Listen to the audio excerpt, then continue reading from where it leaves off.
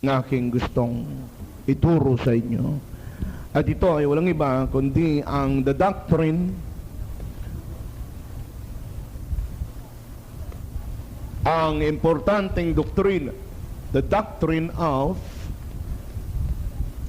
justification. Ang doktrina ng pag-aaring ganap. Ano ho ba ang the doctrine of justification? Justification means to declare righteous. Dinideklara ka na matuwid. It is God's declaration that those who trust Jesus Christ are already perfectly righteous before Him. Deklarasyon ho ito ng Diyos na lahat ng sumampalataya at tumanggap kay Hesukristo sa kanilang puso, lahat ho sila ay hindi nakaaway ng Diyos. Sila ay mga righteous na, hindi nakalaban ng Diyos. Sa sandaling si Hesukristo ay pinapasok mo sa iyong puso, ang Diyos Ama ay nagdideklara na ikaw, buhat sa pagiging anak ng demonyo, ay anak ka na ng Diyos. Ang tawag ho doon ay process of justification. Dinideklara niya na ikaw mula sa kadiliman ay narito na sa kaliwanagan. From condemnation to non-condemnation anymore. Mula sa pagiging hindi ligtas, ngayon ay ligtas ka na. Mula sa pagiging kambing, sa pagiging baboy, ikaw ngayon ay nilalarawan na bilang tupa ng Panginoon. Lahat ng iyon ay dineclare niya through the process called justification. Kumbaga sa batas ng Diyos, ito ang legal process na hindi ka na kalaban ng Diyos. Alam niyo, yung pong batas ng Diyos ay atin pong transgress, hindi ho natin sinusunod. Kanina, may isang nagtanong sa akin sa text. Sabi niya, kayo ho ba'y naniniwala sa original sin? Sabi ko, siyempre naman. Dahil yung sinabi ng Bible yan sa Psalm 51 verse 5. Anong sabi doon? Behold, I was shapen in iniquity. Pinoporma ka pa lang, may kasalanan na Pinagbubuntis ka pa lang, may kasalanan ka na. Pinaglilihi ka pa lang, may kasalanan ka na. Na fetus ka pa lang, anong magagawa mong kasalanan doon kung hindi naman Yun yung original sin na ginawa ni Eva at ni Adan. Fetus ka pa lang, may kasalanan ka na Kaya wala hong iniluwal na mabait. Lahat ng iniluwal ay makasalanan na! At lahat ng lumabas sa mundong ito ay patay na ang espiritu. May buhay na kaluluwa, may buhay na katawan, pero patay ang espiritu, walang kaugnayan sa Diyos. He has no relationship with God. Paano ho yung bata? Di sa impyerno ang punta niyan. Sa impyerno sana ang punta ng bata, kaya lang meron siyang immunity na mababasa mo sa Matthew chapter 19 verse 14. Anong sabi doon? Suffer the little children to come unto me, and forbid them not, for of such is the kingdom of heaven. Yung pong bata, hanggat hindi nakakarating sa age of accountability, may immunity siya.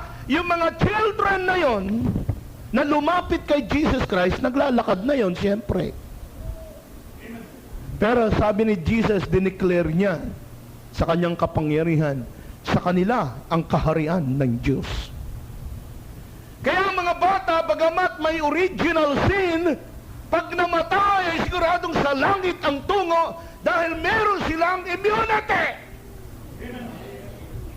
Pero kapag ang bata lumaki na ng katulad ni Eubank, hindi lang sa impyerno tuloy niyan, lake of fire pa yan.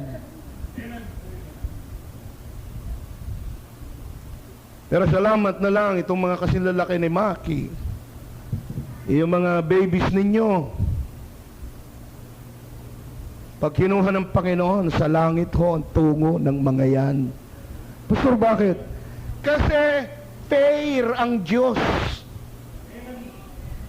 Ang Diyos hindi wala kang may pupula sa Kanya. Alam niya ang Kanyang ginagawa.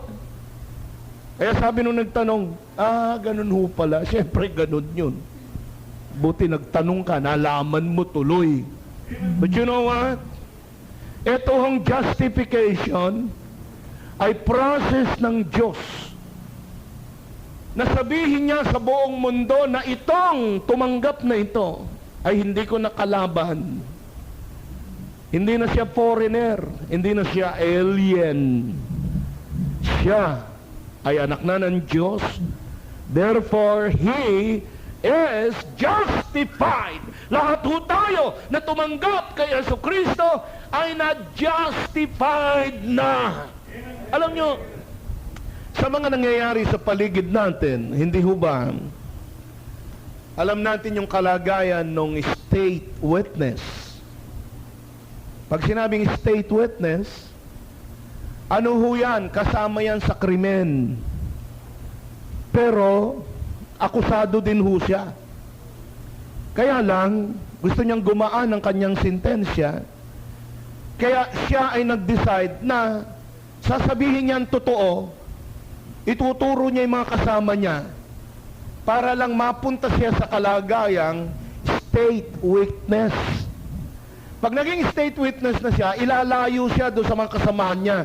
Dadalhin siya sa isang lugar, pakakainin siya doon, may sweldo siya, at ang trabaho niya lang ay sabihin kung ano ang nangyari at i-implicate niya kung sino lahat ng involved sa krimen. Naging state witness siya. Okay? Hindi na ho siya suspect, hindi na ho siya katulad ng mga kasama niya. Gumaan ho ang kanyang sentensya. Meron na ho siyang protection, meron siyang mga privileges. Yung justification ay inaangat niya ang ating sitwasyon mula sa isang maruming makasalanan patungo doon sa isang anak ng Diyos na banal. Justification withdraws the case against you. Yung kaso mo, yung krimen mo laban sa Diyos, inalis niya na yon. Yung demanda ng Diyos laban sa iyo, binawi niya na yon. Wala ka ng demanda, wala ka na ring kaso, nilinis na at dineclare ka na not guilty. Ganyan ho yung justification. Pastor, ibig mo sabihin kahit hindi pa ako nagkakaso, may kaso na ako spiritually? Ay oo, death penalty ka dapat. Death penalty ka nga dapat sa sobra ng kasalanan ginawa mo laban sa Diyos. Pero, binigyan ka ng pagkakataon. Ito ngayon, we are justified just if we had never sinned at all. Para bang hindi tayo nagkasala laban sa Diyos because we have been declared justified by God. Mag-amen naman kayo dyan. Ang sarap ng kalagayan nyo, ha? Mag-amen naman kayo. Pasalamat tayo sa Panginoon. Sabi nyo, thank you, Lord. Sabi nyo, thank you, Lord. Mahina yata. Sabi nyo, Lord, salamat po sa kabutihan mo at sa biyaya na aking natamo sa lahat ng araw. pupurihin ko ikaw.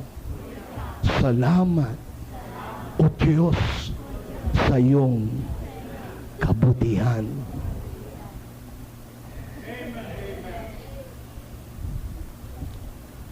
Dati, maruming-marumi tayo. Ngayon, malinis na sa harapan ng Panginoon. May dalawang klase ng justification sa banal na kasulatan. Two kinds of justification. Yung number one, justification by works. Tatandaan nyo ito, ano ho? Itong ituturo ko sa inyo, hindi naman alam ito ng mga kulto eh. Kasi hindi nga nila naranasan yan, hindi nila alam ituro. Pero tayo, naranasan natin to, experience natin to, and that's why we can teach this. So, unang klase ng justification ay yung justification by works. Pero bakit natin inuna yung works? Unahin natin yung faith. Ano ha? Sa dalawang klase yan. Justification, buburahin ko muna to sa gagawin kong faith. Dahil umpisa muna tayo sa faith bago sa works. Okay? So justification by faith, yung ikalawa ay justification by works. Yan. Anong dalawang klase ng justification? Yung isa, faith. Yung ikalawa, works. Now, ano yung justification by faith? Mababasa niyo ito sa Romans 5, verse 1. Romans 5, verse 1. Ganito ang pagkasabi. Therefore, being justified by faith, we have peace with God through our Lord Jesus Christ. Paano kayo nagkaroon ng peace ng Diyos? Hindi na kayo magkaaway ngayon, hindi na kayo magkalaban, magkasundo na kayo ng Diyos kasi peace na kayo. Paano na kayo nagkaroon ng ganon? Kasi na-justified ka by faith. Sa pamagitan ng ano? Through our Lord Jesus Christ, tinanggap mo siya sa puso mo at nakatira si Jesus Christ sa puso mo at nung sinave ni Jesus Christ ang iyong kaluluwa, kinausap niya ang Father at ang sabi niya, Father, tinanggap na ako ng taong ito, nilinis ko na ang kanyang puso, nilinis ko na ang kanyang kaluluwa, niligtas ko na ang kanyang kaluluwa. Will you accept him as your son? Doon ho pumapasok yung John 1:12. But as many as receive Jesus Christ, to them God the Father gave the power to become the sons of God. Yun ho ang dahilan.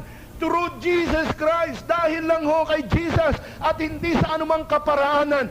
Because God the Father is only pleased with Jesus Christ.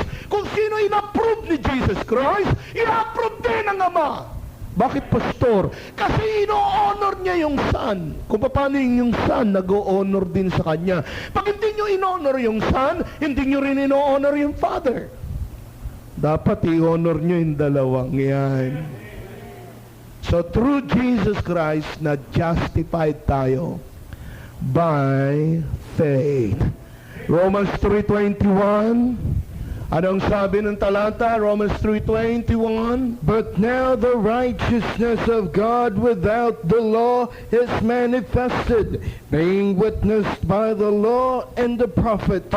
Pag nababasa niyo yung law sa banal na kasulatan, lagi niyong iisipin, nagsisimula yan sa 10 Commandments. Pag law, 10 Commandments ho yan. May mga dagdag pang batas, pero yan ho ang pinaka-minimum, yung 10 Commandments. Pag tungkol sa kaligtasan, yung pagsunod sa 10 Commandments, wala hong kaugnayan.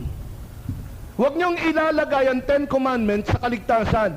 It is not by works. It is not by the law. It is not by obeying the 10 Commandments. ang salvation ay faith lang. At ipapaalala ko sa inyo kung ano yung faith. Romans 11:6, anong sabi? Kung faith, hindi works. Kung grace, hindi works. Kasi yung faith, grace din yun. Yung grace, faith din yun. At kung grace o kaya faith, hindi yun works, hindi yun law, hindi yun 10 Commandments. Kaya gusto ko maliwanag ho yung naintindihan nyo, no? Pag sinabing yung righteousness ng Panginoon ay walang kaugnayan without the law, ibig sabihin, hindi kaugnay sa 10 Commandments, hindi kaugnay sa pagsunod ng anumang mga batas. Ituloy pa natin sa verse 22. Even the righteousness of God, which is by faith of Jesus Christ, unto all and upon all them that believe, for there is no difference. Yung righteousness of God, saan mo nakukuha? By believing, by having faith to Jesus Christ. Pag nag-believe ka, nagkaroon ka ng faith kay Jesus Christ, at makukuha mo ang righteousness ng Panginoon. At pag nandun ka na sa kalagayang yon, ano raw sinabi sa verse 24? Being justified freely by His grace through the redemption that is in Christ Jesus. Yon. Justified freely ka by His grace. Ano yung grace? Faith. So, sa pamagitan ni Jesucristo, you were justified freely. Bakit freely? Grace kasi eh. Libre. Okay? Kaya ang resulta nito, verse 28. Therefore we conclude that the man is justified by faith without the deeds of the law. You are justified by faith without the 10 Commandments. Ibig kong sabihin, Pastor, pwede akong ma-justified by faith kahit na hindi ko sinusunod yung 10 Commandments. Sabi nga, without the 10 Commandments eh. Ibig kong sabihin, kahit na nangangalun niya ako, maliligtas ako. Eh, wala naman akong kabit. Ay, tumingin ka sa babae at nag-isip ka ng masama, nangalun niya ka na! Tumingin ka sa isang dyaryo na mayroong borles. Nangalunya ka na, sabi ng Biblia. Ano yung sinasabi mong wala kang kabit?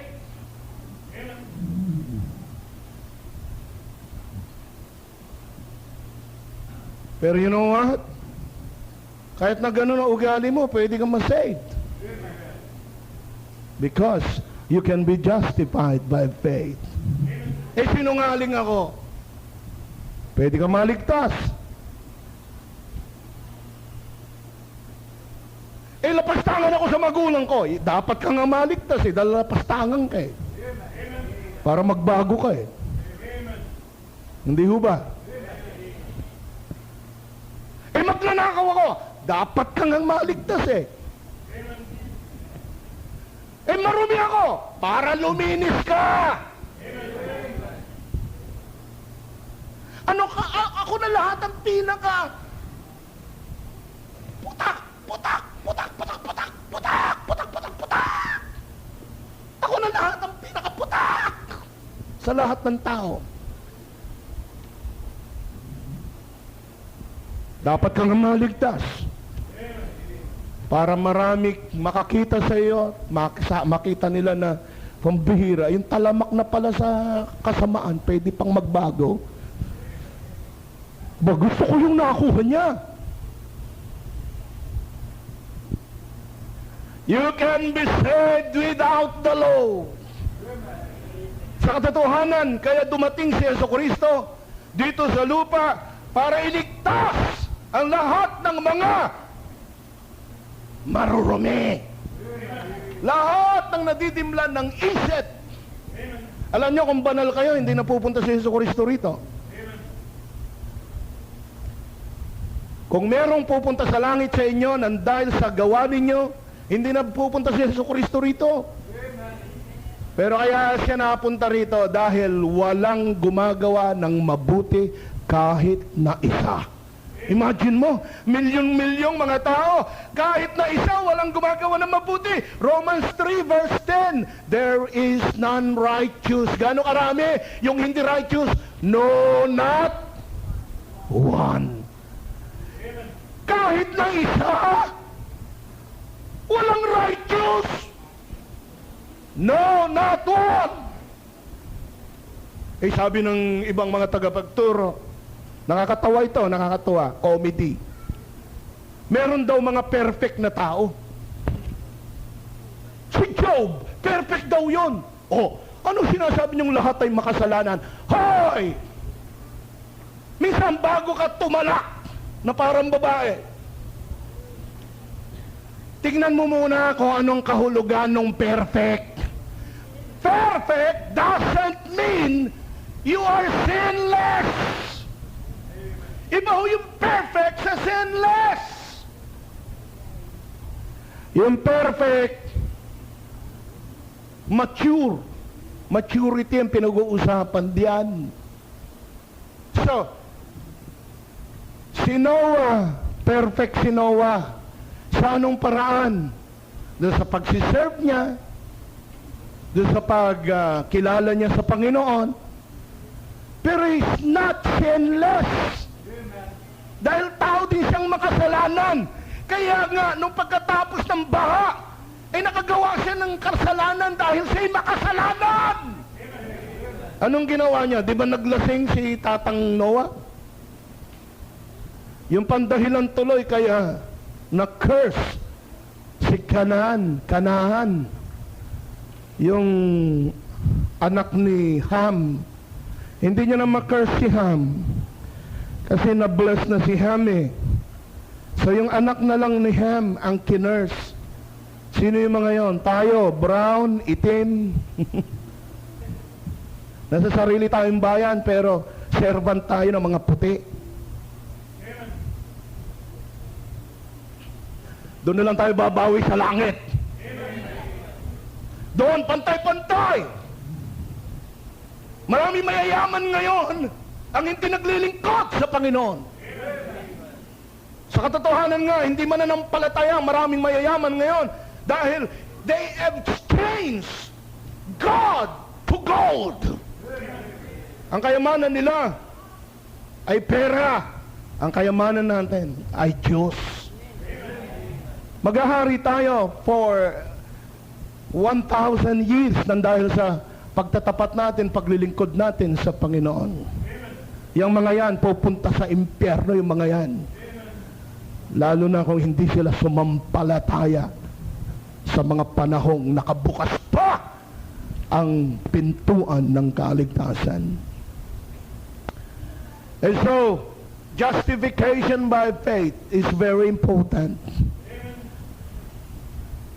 Ito ay kalagayan na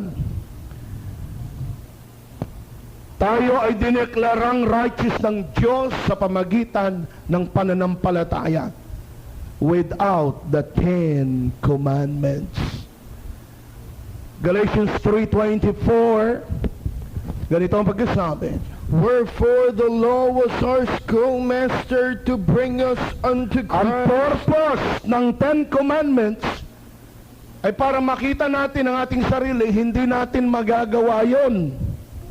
We cannot obey all the 10 commandments. Kasi ang purpose nito ay hindi para masave ka. Ang purpose ng 10 commandments ay para dalhin ka kay Jesus Christ at ma-justify ka through Jesus Christ by faith. Ulitin mo ang verse, Brother Andrew, buong buo, ganito ang pagkasabi. Wherefore the law was our schoolmaster to bring us unto unto Christ, Para ano? that we might be justified by, By, faith. faith. Eh nung na-justify na tayo, Ano ang nangyari doon sa schoolmaster na yon, sa Ten Commandments na yon, verse 25? But after that faith is come, we are no longer under a schoolmaster. Hindi na ho Ten Commandments ang ino-obey natin, kundi yung batas ni Jesus Christ na mas marami pa kaysa sa Ten Commandments. Alam ba nyo na yung Ten Commandments binawasan ng isa? 9 na lang, ngayong Christian ka na. 9 na lang. Inalis ho yung pag-oobserba ng Sabat. Hindi ka na inuutusang i-observe ang Sabat. Ngayong Christian ka na. Manapa, kung titignan mo lahat ng mga Christians na sumampalataya kay Jesus Christ, mabuhat sa Book of Acts hanggang sa pinakahuli, ang kanilang araw na pinapangili ng paglilingkod ay the first day of the week. Yung pong Sabat ay 7th day. Ngayon ho, napalitan ng first day of the week. Para ho sa mga Christians yan. Yung Sabat, para ho sa mga Hudyo yun.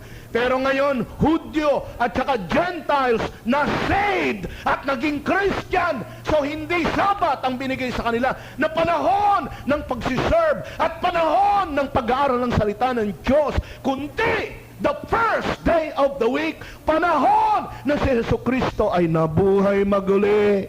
Panahon na kung saan nag-iipon ang mga disciples. Panahon na nangaral si Apostle Paul sa kanila. At panahon na sila'y nagbibigay ng kanilang mga tithes and offerings. At panahon din na darating si Jesucristo. First day of the week ho yan, darating. And gusto ko makita niya na nasa church ako pagdating niya. Di ba maganda yan, ano ho? Na nakikinig kang ganyan habang bumabanat si pastor ng justification by faith at na-enjoy mo tapos bigla nag-rapture, pop! Pop! Wala na tayo, di ba? Ha? Yung iba sa inyo nasa bar. Alam ng Panginoon nyo kung sa bar ka galing kasi ang baho mo eh. Pero kung galing ka sa church, mabango ka. Dahil punong-puno ka ng kabanalan. Amen? Pastor, kung nasa picnic ka, araw ng linggo, mabaho ka. Kasi wala ka sa kalooban ng Diyos. Paano nagtatrabaho, pastor? Maganda yung magtrabaho. Sabi ng Biblia, ang hindi magtrabaho, hindi kakain, dapat kumain ka. Kaya magtatrabaho ka, tama? Pero sinabi rin ng Biblia, 6 na araw sa iyo. Pero 1 araw bigay mo sa akin. Amen. Na-appreciate ko ha. Meron tayong member dito, si Mrs. Tangilon. Yung kanyang trabaho talagang hectic. Pero alam nyo, hindi katulad ng iba sa inyo. Sinisikap niya magpunta ng Sunday. Kahit na galing siya sa trabaho. Ayaw niya mag-miss ng Sunday. Bakit? Kasi believe siya doon sa sinabi sa Hebrews 10:25. Don't forsake the assembling of yourselves together. Alam mo, kapag ikaw ay mature na sa pananampalataya, masakit ang loob mo, hindi ka makapunta sa church pag Sunday. Masakit ang loob mo na hindi ka makarinig ng mensahe ng Diyos na nanggagaling sa pulpit. You know why? Kasi sabi ng Biblia, this is the pillar and the ground of the truth. Ang katotohanan ay hindi mo maririnig kung saan-saan lamang, kundi maririnig mo sa mga pulpito na ang pinapangaral ay salita ng Diyos, lalo-lalo na King James Bible nang gagaling ito. You know what? Salamat sa mga members na ganyan. na alam na nila ang kanilang obligations. But you see, justified by faith ka without the 10 Commandments, ang dahilan kasi ay sa verse 26. Verse 26, For ye are all the children of God by faith in Christ Jesus. Children of God kasi tayo. At naging children of God tayo by faith kay Jesus Christ. So, naniniwala na ba kayo ngayon na ang kaligtasan ay by faith lang? Amen! Dapat! Yan ho ang batas ng Diyos. By faith! Sa katotohanan, kapag nagbasa ka ng Biblia, walang ibang kaligtasan na ituturo sa iyo ang banal na kasulatan kung hindi salvation by faith. At yan ang naintindihan ni Timothy nung siya ay magbasa ng banal na kasulatan. Mababasa niya yan sa 2 Timothy chapter 3 verse 15. And that from a child thou hast known the Holy Scriptures. Bata ka pa lang, Timothy. Alam mo na ang banal na kasulatan. At ang banal na kasulatan ay gagawin kang wise. Tuturuan ka patungkol sa kaligtasan. At anong klaseng kaligtasan ang alam ng Bible? Nag-iisa lang. Ano yon? Salvation by membership? Hindi ho. Salvation by baptism? Hindi ho. Bakit sabi nila, Pastor, bayaan mo sila? Maniwala ka sa Bible. Salvation by enduring until the end, magtiis ka hanggang sa wakas? Ay, hindi ho. Bakit sabi nila, bayaan mo sila? Dahil hindi naman talaga padala ng Diyos yan Padala yan ng kalaban para manggulo lang. Ito, pakinggan nyo, ito ang padala ng Diyos. Which are able to make thee wise unto salvation through faith, which is in Isang salvation lang ang alam ng banal na kasulatan. And it is salvation. Salvation by faith. Pastor, ano yung ikalawa? Ito ho yung justification by works. Para saan yan? Kung ito, dadaling ka sa heaven nito, ito, dadaling ka sa heaven nito, ito saan ka dadalhin? Sa millennial reign. Dadaling ka nito sa millennial kingdom. And you will reign with Jesus Christ for 1,000 years. 2 Timothy 2 verse 12. Anong sabi? If we suffer, we shall also reign with Him. Kung sa pamagitan ng paglilingkod mo, mag-suffer ka, okay lang. Kasi ang resulta niyan, you will be justified by works at mapupunta ka bilang ruler. You will reign with Jesus Christ for 1,000 years at the millennial kingdom. Doon na lang ho tayo babawi. Dito ho, recognize yung mga senador, congressman. Yan ang mga nakikita mo lagi, di ba? Yung mga political leaders. Pagdating sa millennial reign, tayo naman ang recognized. Tayo naman ang i-entra. Because we will reign with Jesus Christ. Magiging member tayo ng cabinet ni Jesus Christ. And we will reign with Him not only for 10 years, not only for 100 years, not only for 500 years, but the full 1,000 years. Maglilingkod na lang ako sa Panginoon. I will finish my course. I will fight the good fight of faith. I will keep the faith. Para merong nakahanda ng korona sa akin. Yung koronang yun, sigurado na ho si Apostle Paul na maghahari na kasama ni Jesus Christ.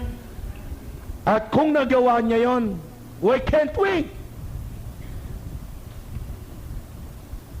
Tapusin mo yung kurso mo ng pananampalataya. Saved ka na ngayon. Pinaglilingkod ka. Pag natapos mo yon, you are justified by works. And you will enter the millennial reign. Kaya ka nagsisimba ngayon, kapatid. Hindi ito arte lang. Naka-record ang attendance mo. Parang school. Mrs. Tablada, kapag yung bang mga klase mo sa high school laging absent, maganda ba yung grade nila? Ay, drop. Drop. Paano ka magkakuha ng grade? Paano ka makakakuha ng magandang grade para makarating ka sa millennial reign kung lagi kang absent sa service? Kailangan maganda yung attendance mo. Kung ako sa'yo, umaga pagsisikapan kung andito ako, lalo na kung wala akong trabaho na katulad ni Mrs. Tangelon. Pati gabi, pagsisikapan kong pupunta rito. Dahil gusto kong maghari sa millennial reign. Pastor, bakit ka nagbibigay ng tithes at ng offering? Kasi gusto kong maghari sa millennial reign. Sabi ng iba, walang tithes. Kasi pinalitan na yung sacerdote at napalitan na rin ang batas. Sabi nung nag-text sa akin, mukhang magaling subukan ko nga. Unang tanong, anong sacerdote napalitan? Hindi niya rin alam. Narinig niya lang.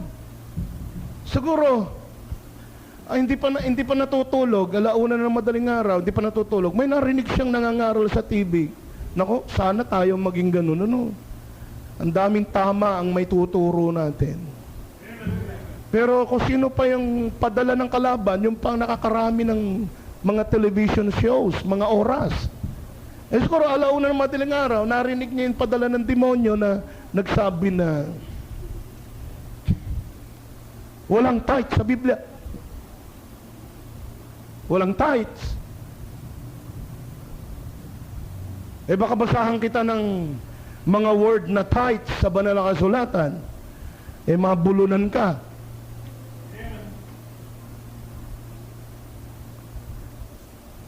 Napalitan na raw sa sacerdote. Napalitan na rin ang batas. So, anong sacerdote napalitan? Hindi niya alam. Anong mga batas ang napalitan? Hindi niya alam. Ba't di mo alam pagkatapos tatanong-tanong kang ganyan, ka alam sino ka? Alam mo kung sinugot niya? Putak! Putak! Putak! Putak! Yun, doon sila magaling. Sa mura. Hindi naman tayo pwedeng lumaban sa ganon. Sa murahan. Hindi ho ba? God bless you na lang tayo. Hindi natin kaya yan, yung magmura na katulad nyo. Okay? But you know what? I'm giving my tithes and my offerings is because I want to reign with Jesus Christ doon sa millennial reign. Kaya mahalaga na makita nyo yan. Ang justification by work ay dadaling ka sa millennial reign. Gusto saan ko makikita sa Bible ang justification by works? Nag-iisang lugar lang makikita nyo sa Bible ito. Yung tungkol sa paggawa. At ito'y mababasa nyo sa Santiago. Sa James chapter 2 verse 24, ganito ang pagkasabi. Ye see then how that by works a man is justified, and not by faith only. Pakinggan ho niyo yan. Sa verse na yan ay sinasabi, may dalawang klase ng justification. Sabi niya, ye see then how that by works a man is justified. One, justification by works. And not by faith only. Two, justification by faith. Napasin ba niyo? Na dyan sa verse na yan, sinabi dalawang klase ang justification. Hindi lang sa justification by faith, meron pang isa. Ano yon? Justification by works. Pakinggan natin uli, basahin natin ang talata uli. Ganyan ang pagkasabi. Ye see then how that by works a man is So nakita justified. nyo na na-justified by works ang isang tao at hindi lamang justification by faith. May justification by works din. So dalawang klase ng justifications. Nasa James 2:24, ha? Now, gumamit tayo ng example. Kilala rin ni James ito eh.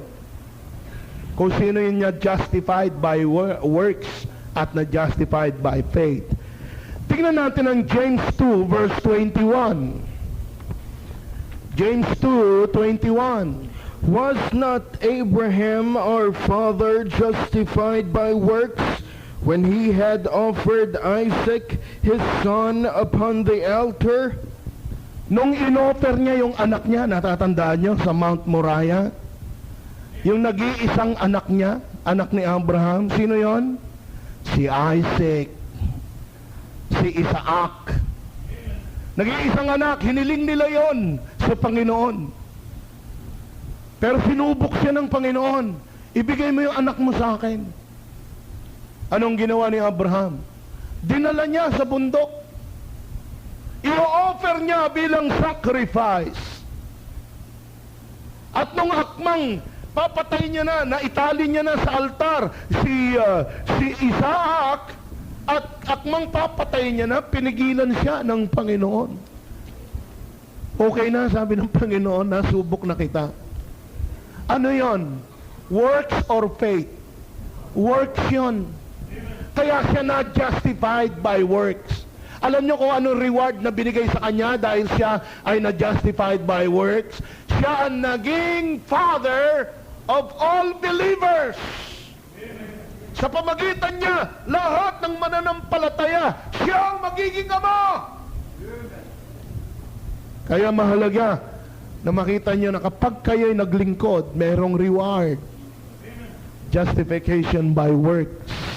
May reward na naghihintay sa inyo. Sa atin, pastor, ano yung mangyayari sa atin pag na-justified by works tayo?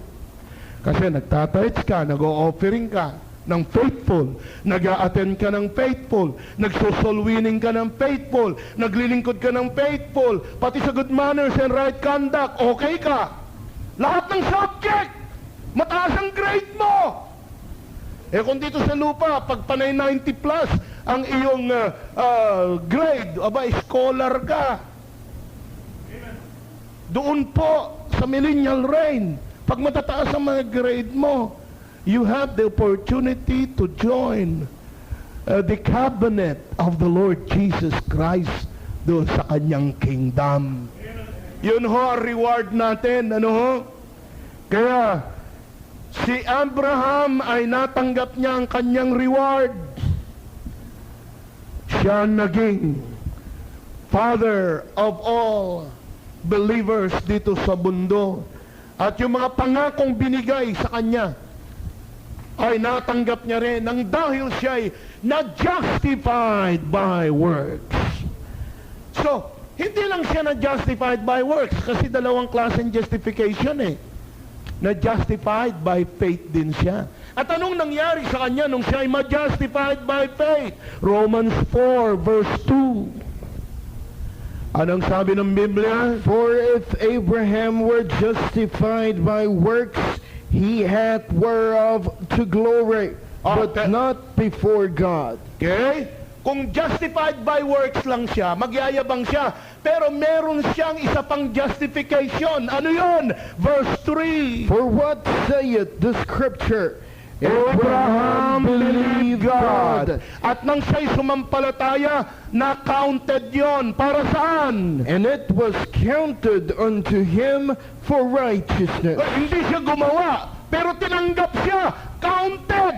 Yung kanyang katwiran sa Panginoon, tinanggap siya, na-justified siya by faith, nang dahil sumampalataya siya sa Panginoon. Verse 5.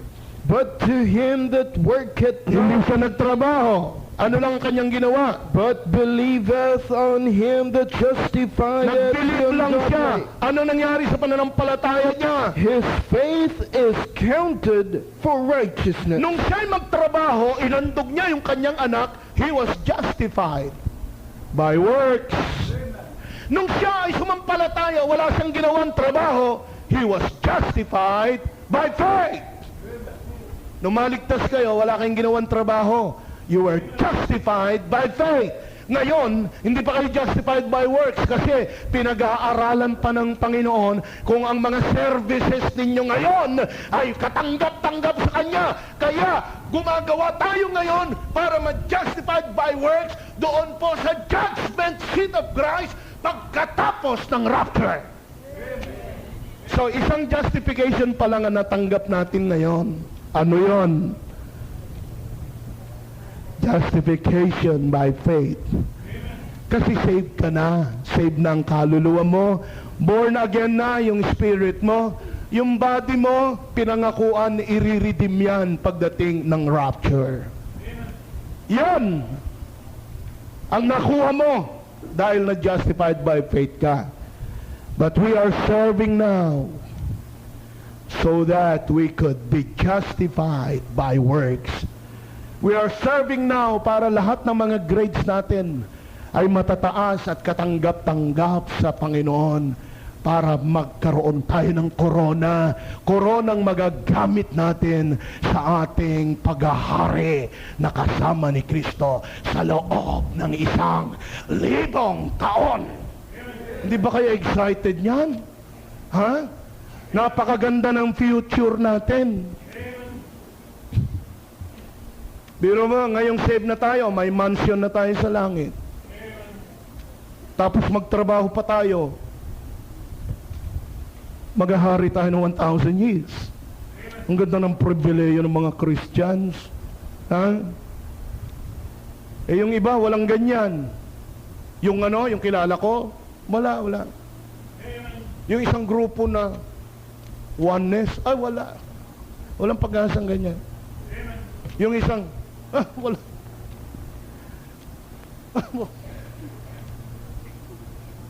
Ang daming walang pag-asa na ganyan. Kayo'y fortunate na nakarinig kayo ng mensahe ng Shepherd's Message. Kayong mga nasa TV ngayon, you are very fortunate na narinig nyo ang mensaheng galing sa King James Bible. Pag ito, pinaniwalaan nyo, hindi ko kayo lugi. You have nothing to lose, but everything to gain. Magyano kayo, itong justification na ito, naka-DVD ito. Padala kayo ng love gift nyo to cover the cost of DVD and to cover the cost of mailing. Para magkaroon kayo ng kopya.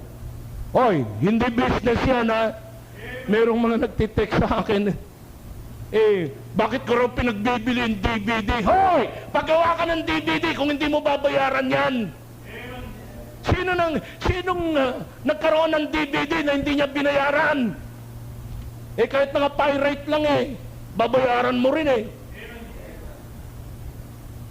bakit daw love gift? Kasi ayon yan sa pinasya ng puso mo, hindi naman tight yan Kung magbigay ka ng 5, di okay lang, padalang kita ng DVD.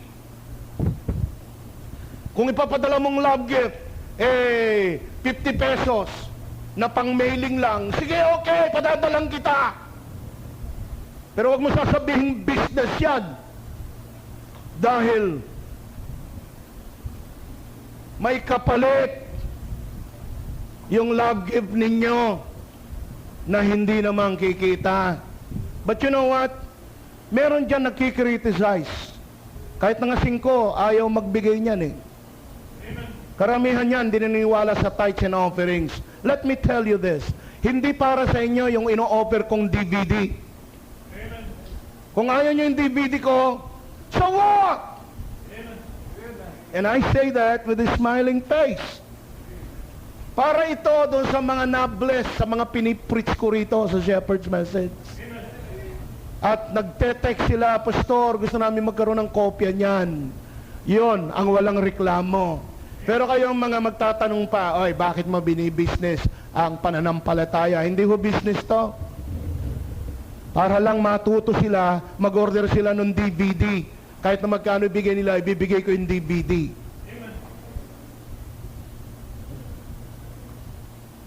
Kung magbibusiness ako, hindi ho DVD, walang kita dyan.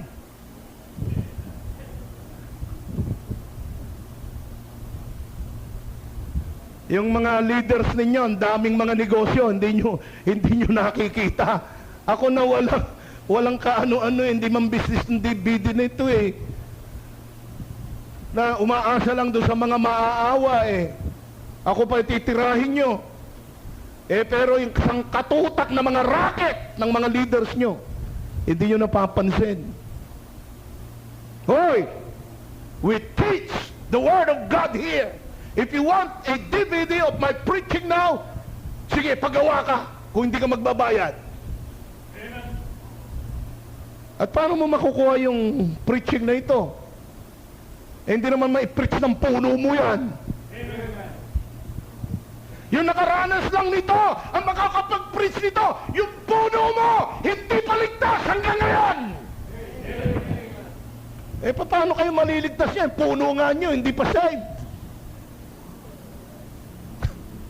Dito kayo makikinabang sa mga na-justified by faith na, and in the future, ma-justified by works. Ano yun, Pastor? Hindi mo naintindihan yan kasi hindi ka pa saved.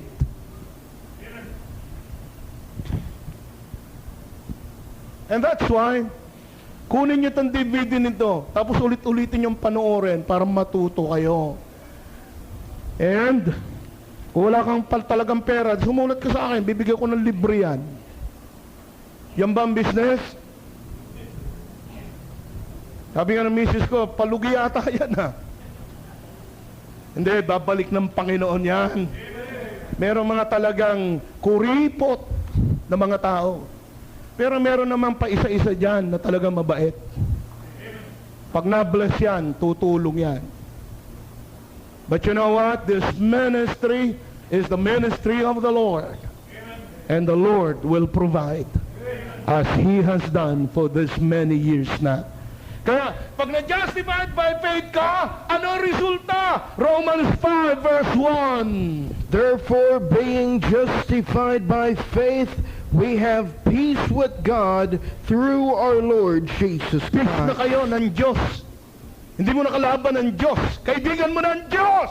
Kasundo mo ng Diyos.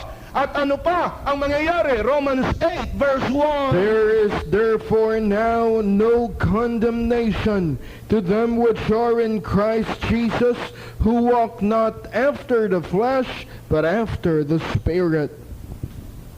Wala nang condemnation sa mga na-justified by faith. And that's why, lingkod lang tayo mga kapatid. Dalawang bagay ang magtatapos ng kurso natin. Number 1, death. Pag naglilingkod ka, tapos binawian ka ng buhay, you can say with Apostle Paul, I have finished my course. Pag ikaw ay nililibing namin, ang ilalagay ko sa puntod mo, I have finished my course. Sa lahat ng mga members na naglilingkod at binawian ng buhay, hindi na nahintay ang rapture, palalagay ko doon, patatatak ko sa kanyang nicho, I have finished my course. Paano sa mga hindi naglingkod, pastor, namatay? Patatatakan ko rin yan. Sasabihin ko, palalagay ko ron, I destroyed my course. Anong gusto nyo? Anong gusto nyo? Finish nyo o destroyed your course?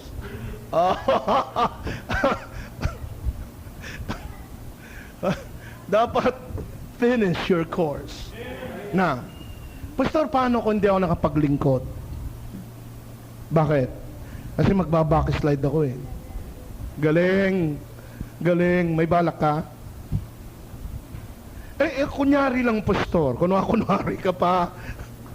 Nakalimot ako. Save pa rin ba ako? Kunwari lang, pastor, napalayo na ako, nahiya ako sa inyo. Gusto kong magsisi, pero ayoko na magsisi dahil nahiya ako. Save pa rin ba ako? Paano yung pastor? Kung sakali mawala ako rito, tapos makagawa ako ng malaking kasalanan, save pa rin ba ako? Pakinggan nyo mabuti, ha? Itong talatang to, talata ng pagmamahal sa inyo. Para ipakita nyo yung ipapakita ko sa inyo yung katotohanan ng banal na kasulatan. Magbasa tayo sa 1 Corinthians 3, umpisa natin sa verse 8. Ito, judgment seat na. 1 Corinthians 3, verse 8. Now he that planteth and he that watereth are one, and every man shall receive his own reward according to his own labor. Ngayong Christian ka na, justified by faith ka, di pwede ka nang maglingkod, no? Member ka ng church, maglingkod ka na. Bawat paglilingkod mo, maliit man yan o malaki, ipagbibigay sulit mo yan balang araw. Kasi sabi rito, you will receive your own reward according to your own labor. Hindi grupo ito, kanya-kanyang trabaho ito. Tatayo ka sa harapan ng Panginoon individually. Ay, grupo kami, hindi ba team kami nung araw? Team A, team B, hindi. Ito individual performance itong ginagawa natin ngayon. Sariling bigay ng tithe, sariling attendance, sariling soul winning, sariling good manners and right conduct, sariling pagbabago. Paano yung asawa ko? Di turuan mo yung asawa mo.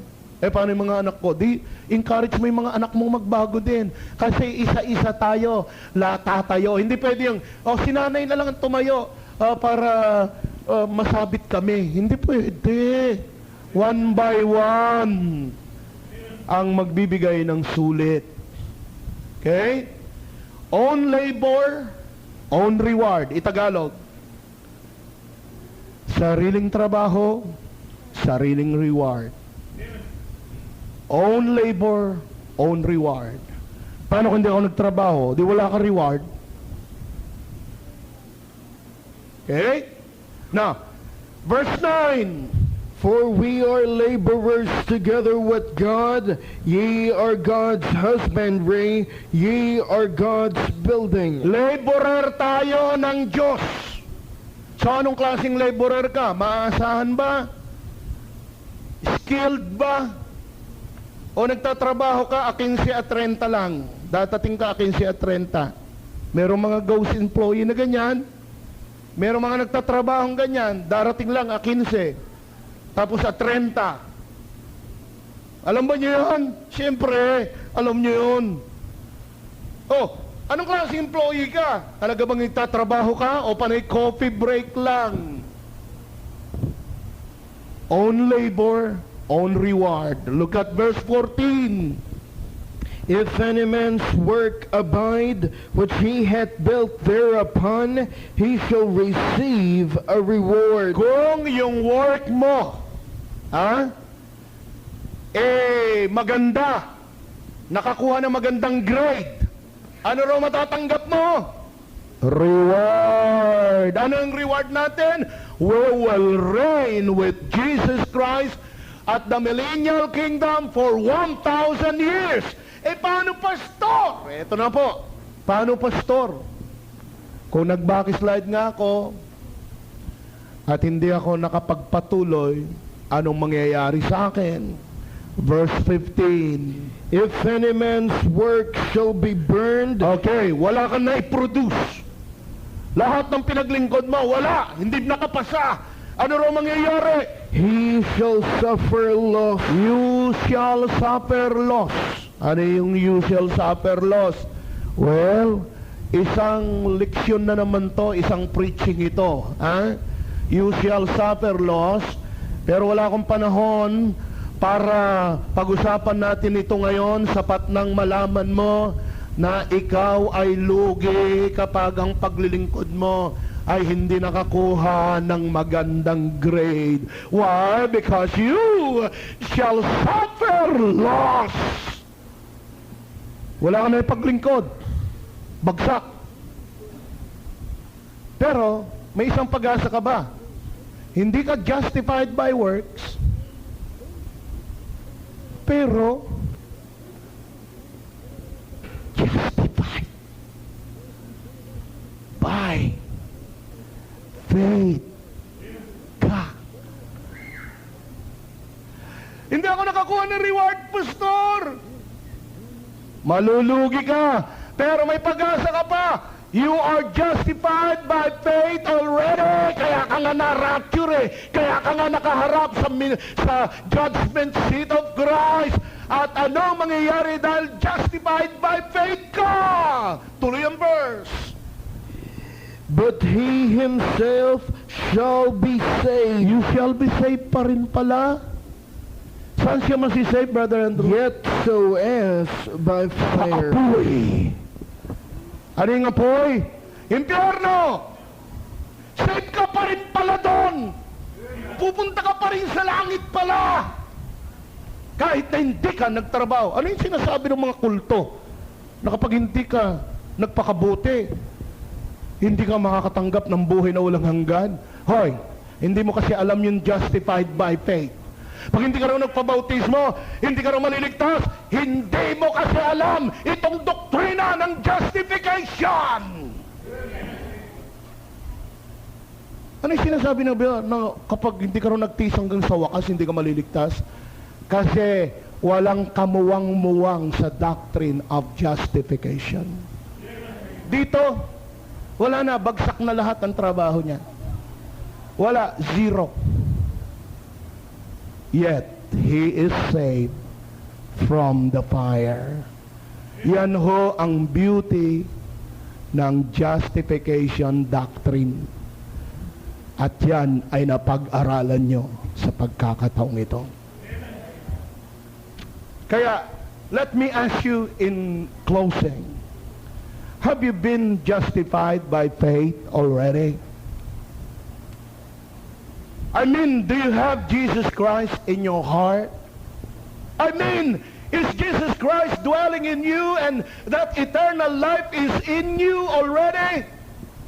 Do you have justification by faith already?